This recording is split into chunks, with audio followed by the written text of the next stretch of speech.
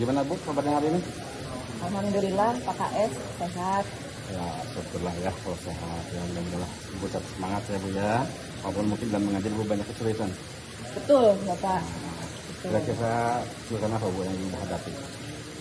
Mungkin salah satu temuan hasil kemarin Bapak supervisi di kelas saya kan temuannya adalah saya belum mahir ya Pak dalam menguasai pembelajaran diferensiasi.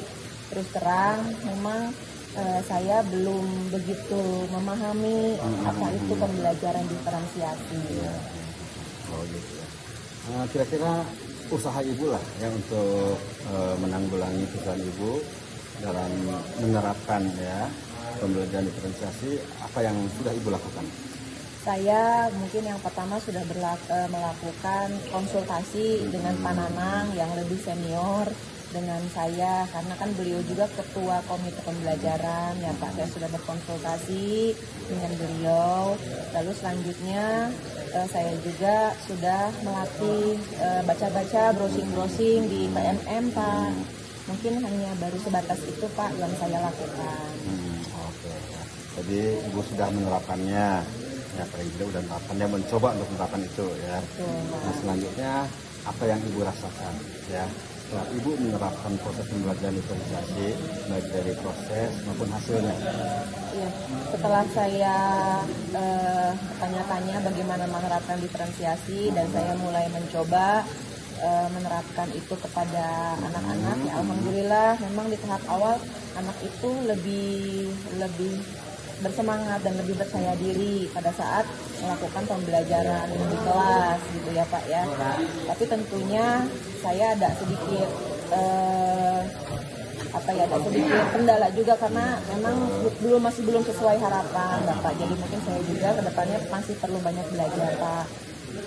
Nah, itulah wajar lah ya, setiap rencana, setiap aktivitas mestilah ada masalah yang dihadapi. Nah sekarang mungkin lah ada hal-hal yang mungkin sudah dilakukan yang terbaik oleh Ibu ya dalam masalah pembelajaran ini. Kira-kira apa aja? Saya rasa saya sudah melakukan dengan baik seperti saya datang tepat waktu ya Pak ya. Lalu saya juga mengelola kelas supaya anak bisa aktif belajar. Mungkin itu hal-hal yang menjadi hal yang sudah saya lakukan dengan baik Pak. Bagaimana rasanya ya Ibu menemukan ada yang baik dan yang kurang ya dalam melaksanakan implementasi tersebut. Mungkin Ibu terpikirkan lah ke depannya apa yang akan Ibu lakukan. Iya, saya mungkin ke depan yang saya lakukan adalah yang pertama saya harus terus mempelajari siapa itu siswa dan bagaimana kebutuhan belajar siswa saya supaya kompetensinya nanti sesuai dengan jabatan pekerjaan yang ada di perusahaan. Ya bagus ya, mungkinlah nanti Ibu dengan menerapkannya nanti ya lebih intens lagi. Hanya mungkin strategi Ibu ya untuk menerapkan pembelajaran diferensiasi seperti apa saja? Ya, mungkin yang pertama Bapak adalah melakukan asesmen diagnostik kepada siswa supaya saya bisa menyesuaikan pembelajaran yang tepat untuk mereka. Selanjutnya mungkin saya menyusun konten-konten pembelajaran, lalu cara-cara belajar untuk siswa supaya saya tidak boleh lagi menyamakan target belajar siswa. Itu mungkin Pak. Oke lah, jadi Ibu pada saat menerapkan, tinggal tinggal diperbaiki kekurangan itu ya. Nah sekarang mungkin lah ya, Ibu bisa menyimpulkan lah ya dari uraian yang tadi sampaikan ya.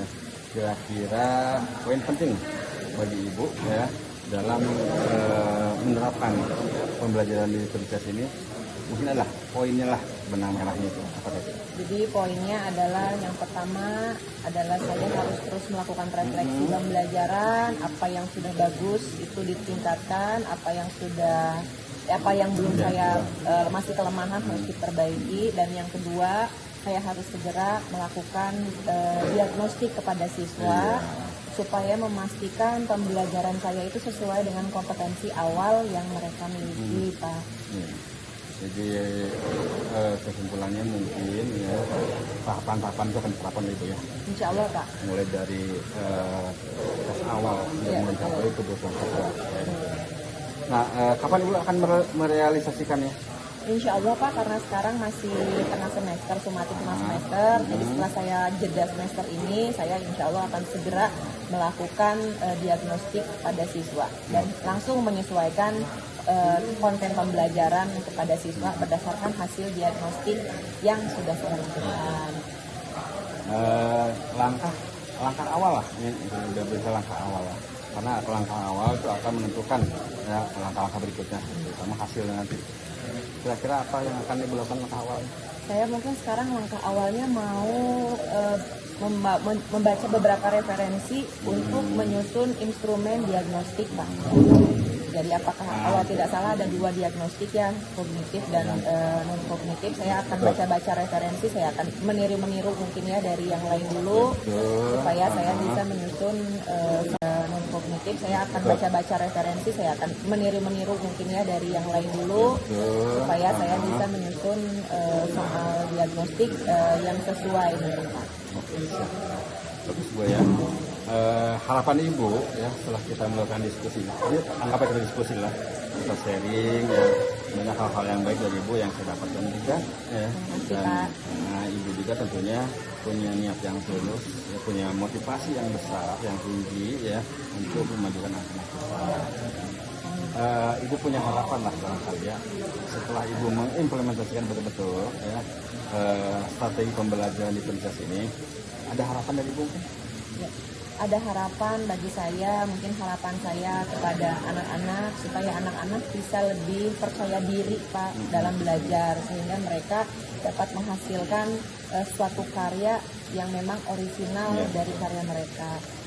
Ada juga harapan saya kepada sekolah supaya dapat terus memfasilitasi guru khususnya dalam workshop pembelajaran diferensiasi Pak. Bagus Bu ya, terima kasih Bu ya atas kerjasamanya bersama ini. Saya amati Ibu cukup baik dan bisa bertugas. Mudah-mudahan kami juga akan upaya terus ya dari pihak sekolah ya, untuk memfasilitasi ya berbagai kebutuhan anak terutama ya dalam meraih cita-citanya. Itu Bu ya.